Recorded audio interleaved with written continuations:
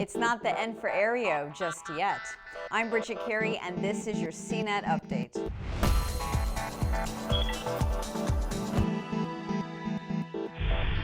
The streaming television service Aereo is still fighting to stay alive, and this time it has a new legal argument. Since the Supreme Court says it acts like a cable company, it wants to have access to the same content license deal as cable companies. Aereo submitted that argument to the Second Circuit Court of Appeals, and if you're new to all of this drama, well, here's a quick explanation.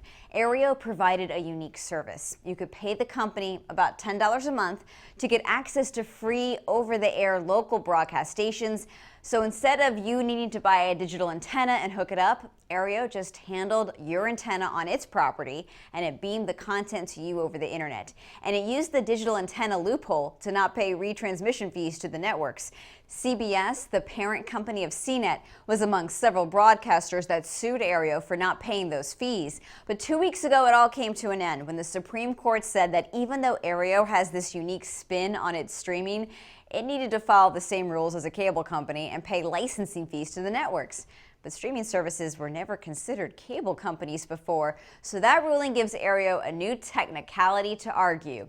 If the court says Aereo is a cable system, then Aereo could take a new form, and consumers may have another choice for tuning into local TV. Now, while Aereo keeps up that fight, Facebook is facing some legal drama of its own. The U.S. government may weigh in on Facebook's controversial and secretive emotional manipulation research that was conducted on nearly 700,000 users 2 years ago. Senator Mark Warner of Virginia is asking the Federal Trade Commission to investigate how Facebook handled that experiment and whether there needs to be rules or oversight put in place for future tests on users.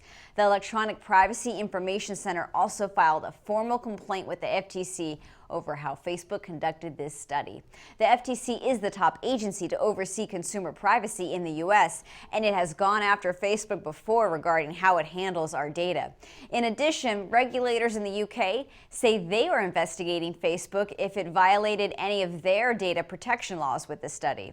In other Facebook news, you'll see new types of ads on the social network. Within a Facebook advertisement, an app maker can sell in-app goods. So that means instead of just seeing an ad for a game, you can see an ad that lets you instantly purchase a power-up for that game. That's your Tech News Update. You can get more details on these stories at CNET.com and be sure to follow along on Twitter. From our studios in New York, I'm Bridget Carey.